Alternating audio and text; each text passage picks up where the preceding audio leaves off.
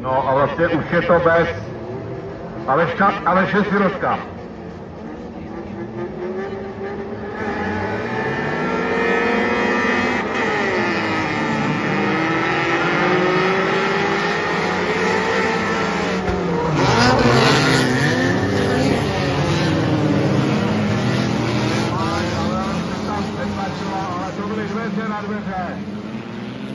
No a na čele Michal Mikuš.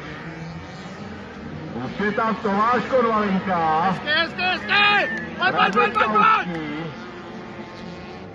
Milan Haran se tam propracoval, Karel Bouček.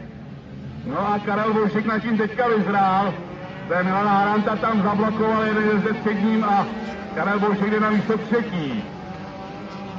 Čtvrtý je tam Martin Mávra. Na čele Michal Mikuš.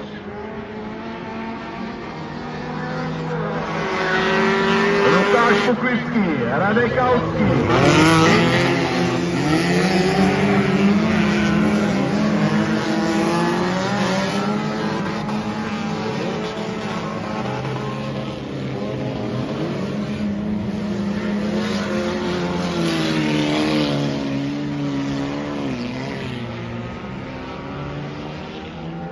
Já teď jen koukám, protože to je paráda, nádhera.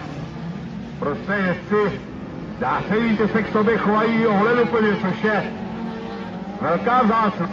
Ale pojďme na čelo, tam stále Michal Mikuš, za ním Lukáš Puklický a Radek Kauský. Za nimi Karel Bouček.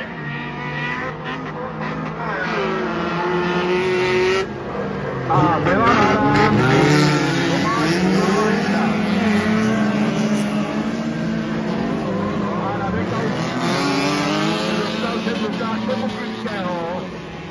Ale Lukáš si ho vyváží.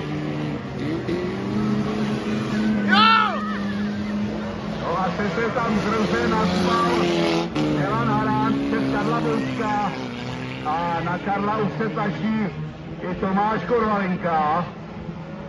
Takže o souboje určitě není nouze.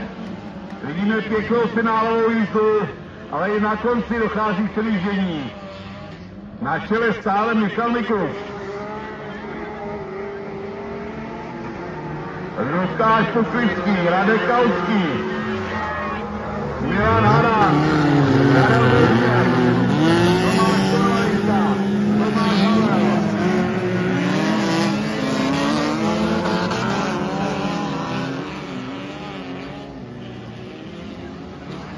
A za Tomášem je druhý Puklický Petr.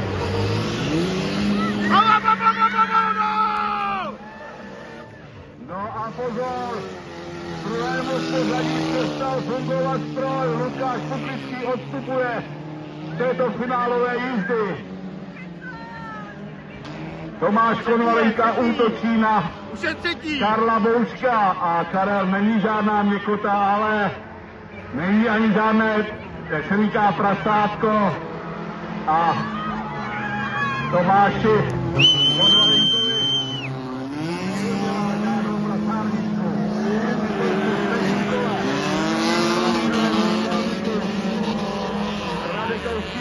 a Milan Haran tam místě třetím, Tomáš Konvalinka čtvrtý, pátý, Tomáš Havel šestý, před Tomáše se dostává druhý Puklický Petr, který zachraňuje 6 rodiny.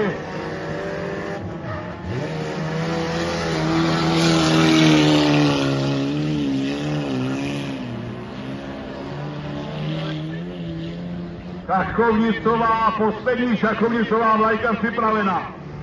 Michal Mikuš, Radek Kauský, Milan Haran, Tomáš Konvalinka, Karel Bouček, druhý Puklický Petr, za ním Tomáš Havel, Martin Mávra.